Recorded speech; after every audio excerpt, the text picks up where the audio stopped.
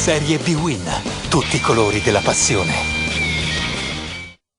È l'11ª giornata di Serie B-Win allo stadio Marcantonio Bentegodi. Si affrontano Hellas Verona e Nocerina, due squadre che lo scorso anno giocavano in Lega Pro e che quest'oggi si esibiscono in un anticipo del venerdì sera, tutto tranne neopromosse. Entrambe le squadre arrivano da un momento non positivo, con un solo punto conquistato nelle ultime 3 partite, ma confermano i propri moduli offensivi. Mandorlini schiera un 4-3-3 con D'Alessandro, Ferrari e Gomez in attacco, mentre Auteri risponde invece con un 3-4-3 che culmina nel tridente Farias, Castaldo e Catania. Arbitra l'esordiente Signor Di Bello di Brindisi. Al terzo minuto subito l'ex della partita Farias improvvisa uno slalom speciale sulla fascia sinistra, ma trova solo un calcio d'angolo, non riesce a mettere in mezzo per i compagni. Sul corner seguente colpo di testa di Bruno che supera Rafael ma coglie la parte superiore della traversa.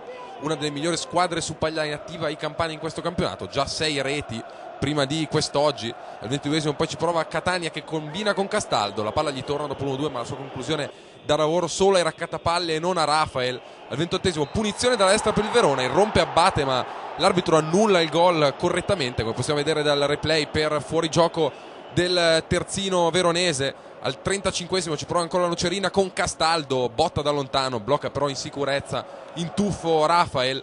Al 41esimo ancora i campani, Farias penetra dalla destra, scarica in mezzo per Catania che ha una buona occasione ma spara alto. Finisce allora così il primo tempo con una Nocerina leggermente migliore del Verona, che ha fatto fruttare poco il suo possesso palla, ma nella ripresa cominciano ancora una volta meglio gli ospiti. Al quarto minuto è Farias che, come possiamo vedere, prende palla, entra nell'area di rigore del Verona, viene steso da dietro da parte di Mareco, rigore assolutamente ineccepibile assegnato da Di Bello alla Nocerina. È la quarta volta che il Verona concede un rigore in questa stagione, nessun'altra squadra ne ha subiti di più. Si presenta dal dischetto Castaldo che con il suo tiro di destro spiazza Rafael, porta in vantaggio i Molossi. Quinta rete stagionale per Luigi Castaldo, 29enne campano ex Benevento, Juve Stabio e Puteolana. È il quarto rigore realizzato in questa Serie B-Win dei rossoneri, che appaiono così in vetta a questa speciale classifica Sampdoria ed Albino Leffe.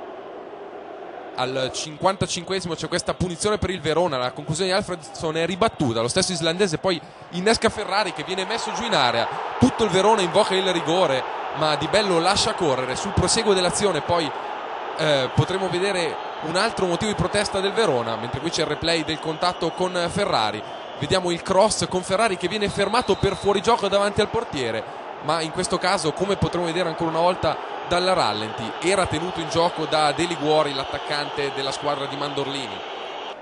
Al 63esimo minuto poi cross di Pugliese dalla sinistra, messo fuori, arriva Russo che batte al volo di destro, risponde in maniera eccezionale Gori che non si fa sorprendere. Al 77esimo poi da un corner a Nocerina nasce un contropiede letale del Verona condotto al neoentrato Berrettoni. Ferrari bravissimo a controllare il pallone, attira il raddoppio, serve pizza al 12 per Alfredson che arriva a rimorchio e batte Gori di sinistro. Terzo gol stagionale per l'islandese cresciuto nell'Hafnarfjordur, anche stasera il migliore in campo dei suoi, uno dei migliori centrocampisti di tutta la Serie B-Win, ma apprezzabilissimo anche il lavoro di Ferrari che attira 2 difensori, scarica per il compagno ed è 1-1 per il Verona che cerca attacchi nel finale, ma al 95esimo la Nocerina che ha l'ultima opportunità.